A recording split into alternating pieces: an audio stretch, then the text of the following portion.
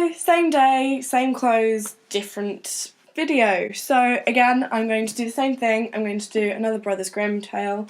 I haven't read this before, don't know what it's about, so let's get into it. This is called The Three Snake Leaves. Once upon a time, there was a poor man who could no longer afford to keep his only son. So his son said, "Dear father, you have fallen on very hard times, and I am a burden to you. It will be better if I go away and try to earn my living." His father gave him his blessing and took leave of him with great sadness. At this time, the king of a powerful kingdom was engaged in a war. The young man took service with him and joined the fighting. And when they met the enemy, a battle took place, and there was great peril and a great hail of bullets, with his comrades falling all around him.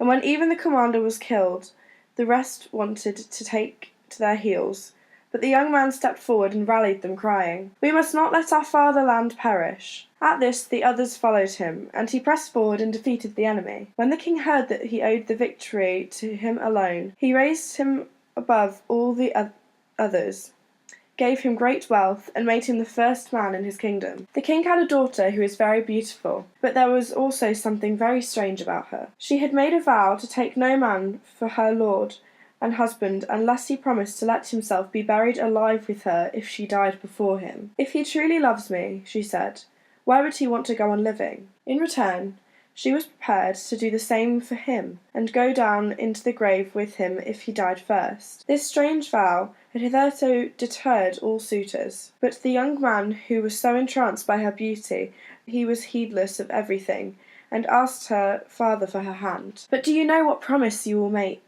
have to make?" said the king. "I shall have to go to her grave with her if I outlive her," he replied. "But my love is so great that I care not for this danger." Then the king consented, and the marriage was celebrated with great magnificence. They now lived happily and contentedly for a time, and then it happened that the young queen fell seriously ill, and no doctor could help her. And when she lay there dead, the young king remembered that he had to promise, and he was filled with the horror at the thought of being buried alive. But there was no help for it.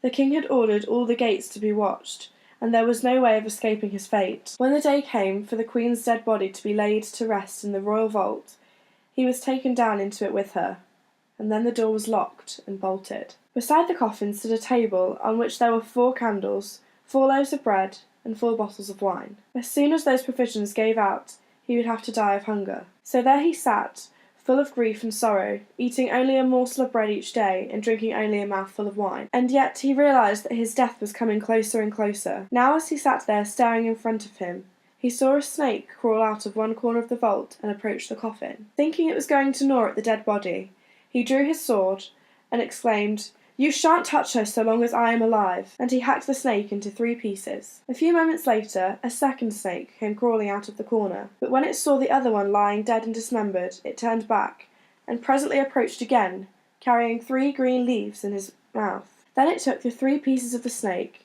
put them together the way they belonged, and laid out the 3 leaves on each of the wounds. At once the dismembered parts joined, and the snake stirred and came to life again, and both snakes crawled quickly away, leaving the leaves behind them. The unfortunate prince had to watch all this, and he now began to wonder whether the miraculous power of the leaves, which had restored the snake, might also help a human being. So he picked up the leaves and laid one of them on the dead woman's mouth, and the other 2 on her eyes. And scarcely had he done so when her blood stirred in her veins, rose in her pallid countenance, and gave it the flush of life again. She drew breath, opened her eyes, and said, "Alas, where am I?"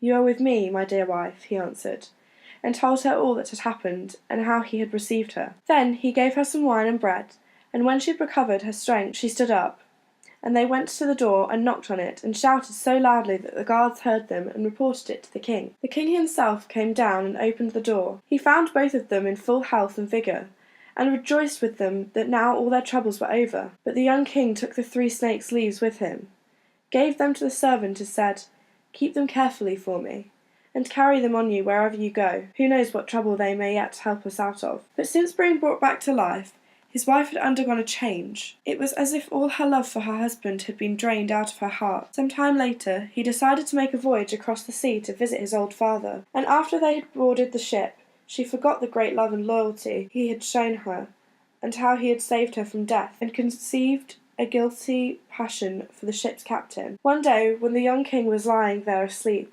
she called the captain and seized her sleeping husband by the head, and made the captain take him by the feet, and thus they threw him into the sea. When this shameful deed had been done, she said to the captain, "Now let's go home, and we'll say he died at sea. You can leave it to me to keep singing your praises to my father till he marries me to you, and makes you heir to his crown." But the faithful servant who had witnessed the whole thing secretly lowered a small boat from the ship and set out in it, following his master and letting the traitors sail away. He fished up the drowned man, and by putting the 3 snake leaves which he had with him on the young king's eyes and mouth, he successfully restored him to life. Then they both rowed day and night with might and main, and their boat sped along so quickly that they got home to the old king before the others. He was astonished to see them arriving alone, and asked what had happened to them. When he heard his daughter's wickedness, he said, "I can't believe she did so evil a thing, but the truth will soon come to light." He told them both to go into a secret room and let no one know of their presence. Soon,